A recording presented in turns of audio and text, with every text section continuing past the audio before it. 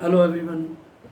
हाँ जी, हमारी unit continue चल रही थी केमिकल काइनेटिक्स। केमिकल काइनेटिक्स और उसमें हमने कर लिया था first order reaction. First order reaction for gaseous phase.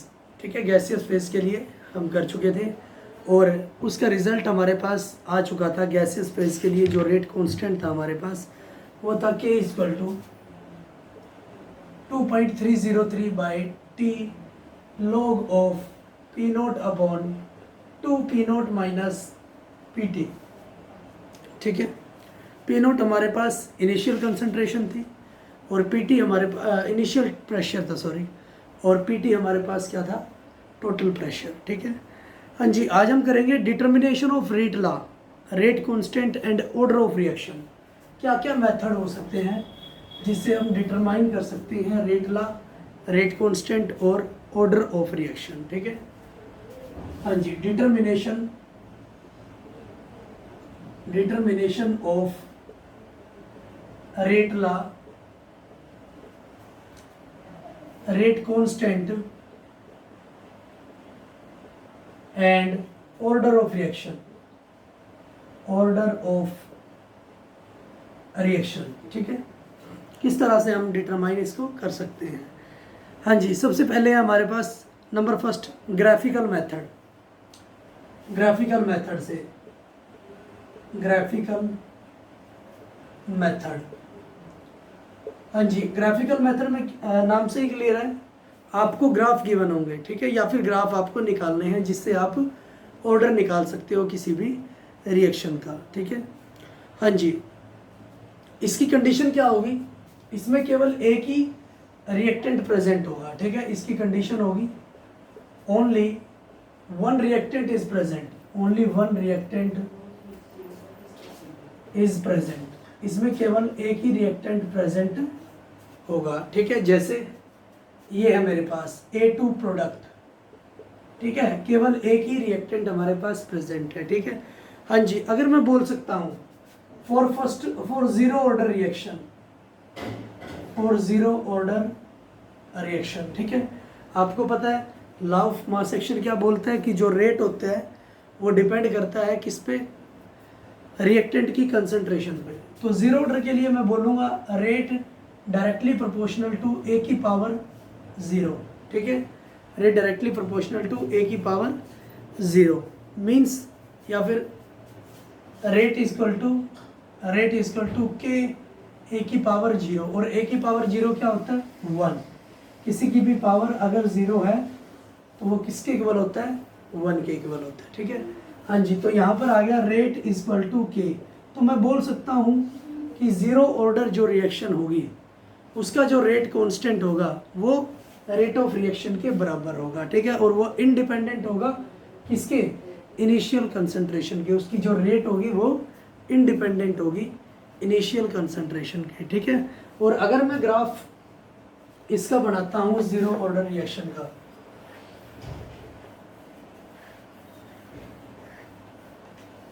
अगर मैं ग्राफ इसका बनाता हूँ, मुझे पता है rate equal to K A की पावर ज़ीरो है। ठीक है, जो कि एक स्ट्रेट लाइन को शो करता है। ए की पावर ज़ीरो मीन्स इंडिपेंडेंट है किस पे, कंसंट्रेशन पे। तो अगर मैं ग्राफ बनाता हूँ रेट के बीच और कंसंट्रेशन ऑफ ए के बीच, ठीक है, तो हमारे पास ग्राफ आएगा स्ट्रेट लाइन। क्लियर है, और ये स्ट्रेट लाइन जो ग्राफ आया है वो होगा हमारे पास जीरो ऑर्डर रिएक्शन के लिए। ठीक है, जीरो ऑर्डर रिएक्शन के लिए। ऐसे ही अगर मैं फर्स्ट ऑर्डर रिएक्शन की बात करता हूँ, अगर मैं करता हूँ फर्स्ट ऑर्डर रिएक्शन की बात, तो rate equal to, rate directly proportional होगा ए की पावर वन। ठीक है, रेट डायरेक्टली प्रोपोर्शनल होगा ए की पावर वन। तो रेट इक्वल टू होगा for first order, for first order rate equal to K A की पावर वन। ठीक है, के ए की power one.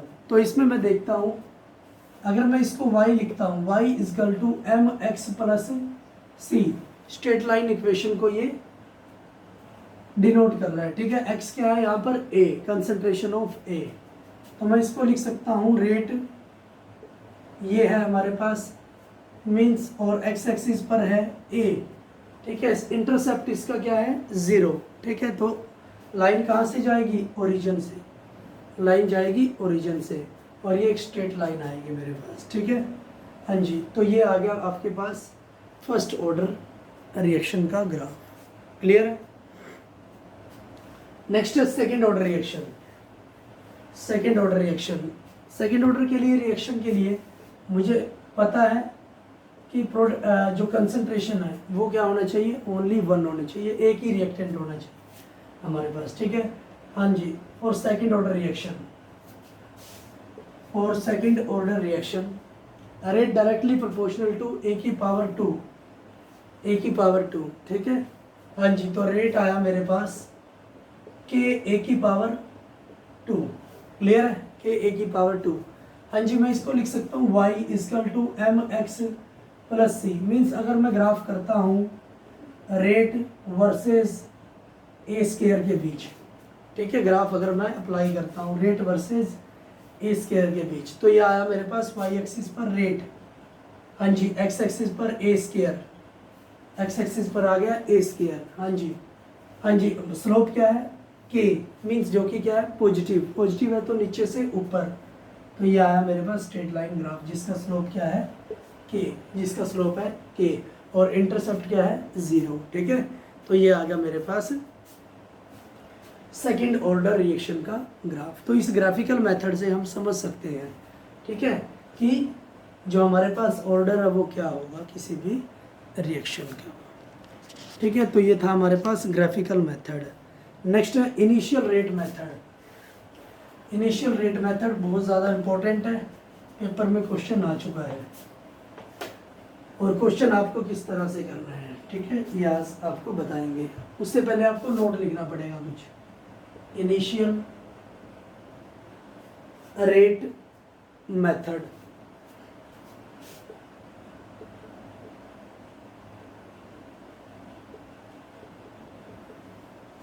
Initial rate method, इसमें आपको डिफरेंट रिएक्टेंट आपको गिवन होंगे, ठीक है। मान लो आपको ए रिएक्टेंट गिवन है, बी रिएक्टेंट गिवन है, सी रिएक्टेंट गिवन है, उनकी आपको कंसंट्रेशन गिवन होगी, अलग अलग कंसंट्रेशन गिवन होगी, हालांकि न्यूमेरिकल हम करेंगे इसके बाद, ठीक है। तो आपको किस तरह से देखना है, किस तरह से आप रेट निकाल सकते हो। सबसे पहले आप क्या करोगे, नोट बना के आप लिखोगे, नंबर फर्स्ट, आप ये चीजें याद रखोगे, ठीक है। Keeping the concentration B and C constant, अगर मैं concentration, keeping the concentration B and C constant, अगर मैं बी और सी को कांस्टेंट रखता हूं, then if concentration of A is doubled and rate constant is 4 times, ठीक है। बी और सी की कंसंट्रेशन को मैंने कांस्टेंट रख दिया, then if concentration of A is doubled, concentration A की डबल हो गई है, और जो रेट हमें गिवन होगी, and the rate of reaction becomes 4 times, becomes 4 times, ए की तो कंसंट्रेशन डबल हो गई, और रेट है रिएक्शन की वो दे दी है मुझे 4 गुना, ठीक है। तो जो रेट होगी हमारी, रेट डायरेक्टली प्रोपोर्शनल होगा वो सेकंड ऑर्डर की, ठीक है। जो रेट है ए की कंसंट्रेशन की पावर 2 पर डिपेंड करेगी, क्लियर है, मीन्स ए के रिस्पेक्ट में वो होगी सेकंड ऑर्डर, क्लियर है। अगर मेरे पास बी और सी को कंसंट्रेशन को मैं करता हूँ कांस्टेंट, और ए की कंसंट्रेशन हो जाए दुगने, और उसी टाइम रेट ऑफ रिएक्शन हो जाए 4 गुना, तो ए के रिस्पेक्ट में सेकंड जो पावर है सेकंड ऑर्डर होगी मेरी रेट ऑफ रिएक्शन, ठीक है। नंबर सेकंड अगर मैं बात करता हूँ, keeping the concentration A and C constant if concentration of B is doubled, keeping the concentration A and C is constant, अगर मैं कंसंट्रेशन A और C की कांस्टेंट रखता हूं, ठीक है, और B की जो कंसंट्रेशन है वो डबल हो जाती है और रेट कांस्टेंट भी डबल हो जाता है, then if the concentration of B is doubled and rate of reaction becomes also doubled, और जो रेट ऑफ रिएक्शन है वो भी डबल हो जाता है, ठीक है। तो जो रेट होगी वो डायरेक्टली प्रोपोर्शनल होगी b की पावर 1 के, मींस उसका ऑर्डर क्या होगा b के रिस्पेक्ट में फर्स्ट, ठीक है। अगर a और c कांस्टेंट है, b की कंसंट्रेशन डबल हो जाती है और इसी टाइम रेट ऑफ रिएक्शन भी डबल हो जाती है, तो जो रेट होगी वो 1 पावर के इक्वल होगी, उसका ऑर्डर क्या होगा 1 होगा, ठीक है। सेकंड, ये था हमारे पास सेकंड नॉन। नेक्स्ट थर्ड बात,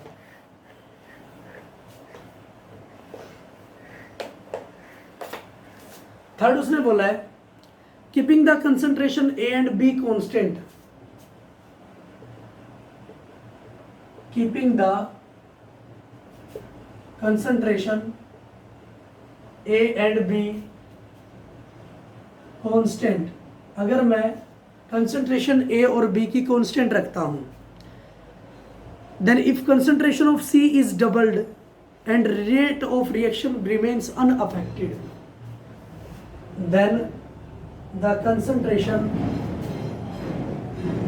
of C becomes doubled, concentration C की डबल हो जाए, and rate of reaction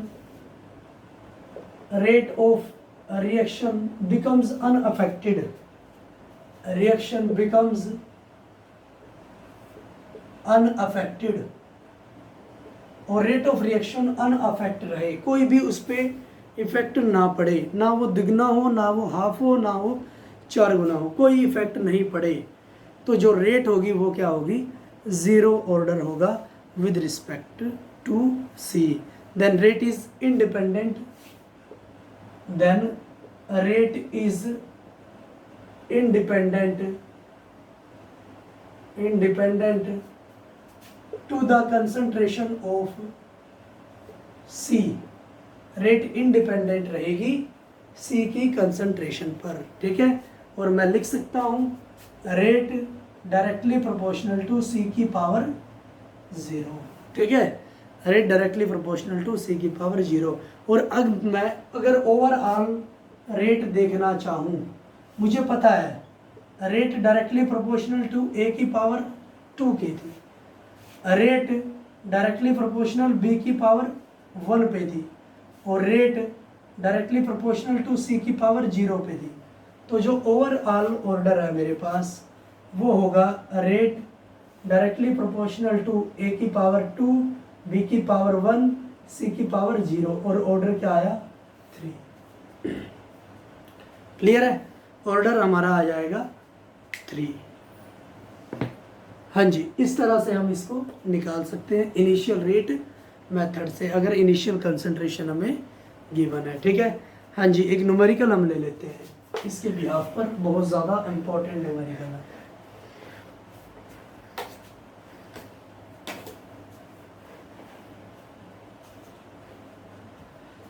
बोलते the following rate data for are obtained, the following rate data are obtained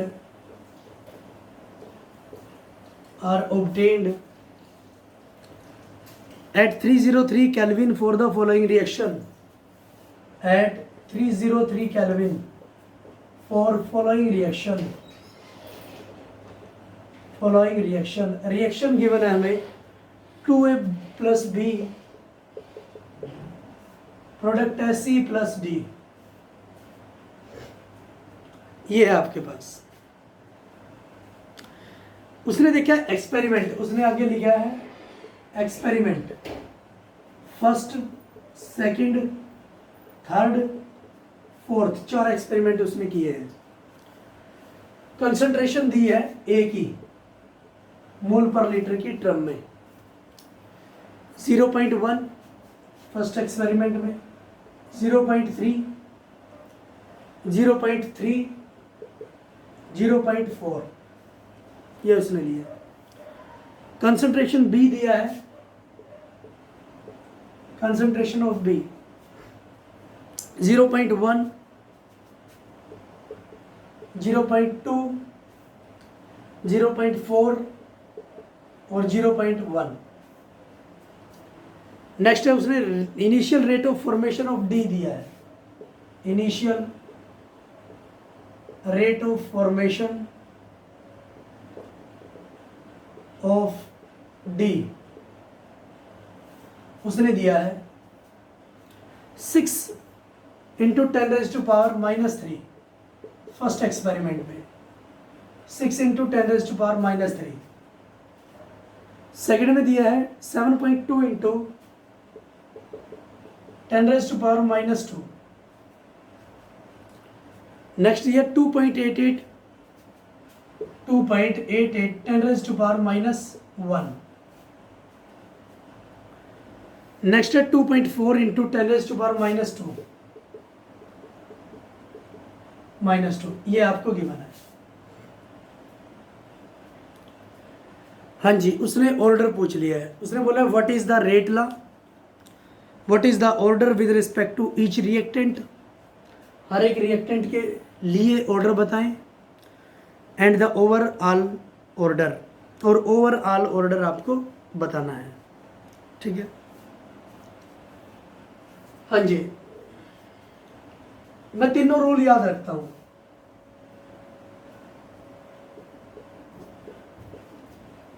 तीनों रूल याद रखता हूं। उसने बोला था कि एक की कंसंट्रेशन, अगर आपको 2 रिएक्टेंट गिवन है तो एक की कंसंट्रेशन को आप रखो कांस्टेंट। ठीक है, मैं क्या करता हूं, ए को कांस्टेंट देखता हूं, ए को कांस्टेंट में देखता हूं। कांस्टेंट आता है ए सेकंड और थर्ड एक्सपेरिमेंट में, जो कि वैल्यू दे रखी है 0.3, 0.3 मींस कांस्टेंट है। जब ए कांस्टेंट था तो बी कितना हुआ, बी पर क्या इफेक्ट पड़ा, ये तो दुगना हो गया, 0.2 से 0.4 हो गया, ये 2 टाइम्स हो गया। जब ये 2 टाइम्स हो गया तो रेट पर क्या फर्क पड़ा, रेट क्या हो गई, 4 टाइम्स हो गया। रेट हमारे पास आ गई है 4 टाइम्स। तो उसने क्या बोला था, फर्स्ट जो रूल है, if B and C are constant, then if the concentration of A is doubled and the rate of reaction is becomes 4 times, then the rate will be second order with respect to that component। ठीक है, उसने क्या बोला, अगर a को मैं constant रखता हूँ और b 2 टाइम्स है और उसी ड्यूरेशन में जो कंसंट्रेशन है प्रोडक्ट की वो 4 टाइम्स होगी है, तो जो रेट होगी वो डिपेंड करेगी, डायरेक्टली प्रोपोर्शनल होगी b की पावर 2 के, मीन्स सेकेंड ऑर्डर। तो b के लिए ये आया है सेकेंड ऑर्डर। ठीक है, अब मैं a के लिए निकालता हूँ। a के लिए निकालने के लिए मुझे b को कांस्टेंट रखना पड़ेगा। हाँ जी, b कांस्टेंट आता है कहाँ से, एक्सपेरिमेंट नंबर फर्स्ट से और फोर्थ से, जो कि वैल्यू दे रखी है 0.1 एंड 0.1। हाँ जी, जब ये कांस्टेंट होता है तो ये बढ़ जाता है 4 टाइम्स, 4 गुना हो जाता है, एक 4 गुना हो जाता है, और जो हमारी रेट है वो भी हो जाती है 4 गुना। 4 टाइम्स हमारी रेट हो जाती है, 4 टाइम्स हमारी ए की कंसंट्रेशन हो जाती है, मीन्स सेम वे से ये बढ़ रही है। ठीक है, वो भी 4 टाइम्स हो रही है, ये भी 4 टाइम्स हो रही है। तो क्या बोलता था सेकंड रूल में, अगर रेट, अगर किसी कोई भी कंसंट्रेशन डबल हो रहा है और रेट भी डबल हो रही है तो वो क्या होगी, फर्स्ट ऑर्डर। यहाँ पर भी सेम है, सेम वे से बढ़ रही है। ये 4 टाइम्स हो रहा है, ये भी 4 टाइम्स हो रहा है, तो इसका मतलब ये क्या हो रहा है, फर्स्ट ऑर्डर जा रही है। ठीक है, तो रेट ए के रिस्पेक्ट में हुई फर्स्ट ऑर्डर। ठीक है, और अगर ओवरऑल रेट पूछता है वो ए की पावर 1 और बी की पावर 2। क्लियर। और जो अगर वो ऑर्डर पूछता है तो ऑर्डर आया 3, ऑर्डर आ चुका है 3। ठीक है, तो इस तरह से आपको ये न्यूमेरिकल सॉल्व करना है। ठीक है, तो आज के लिए इतना ही करेंगे। Thank you for cooperation.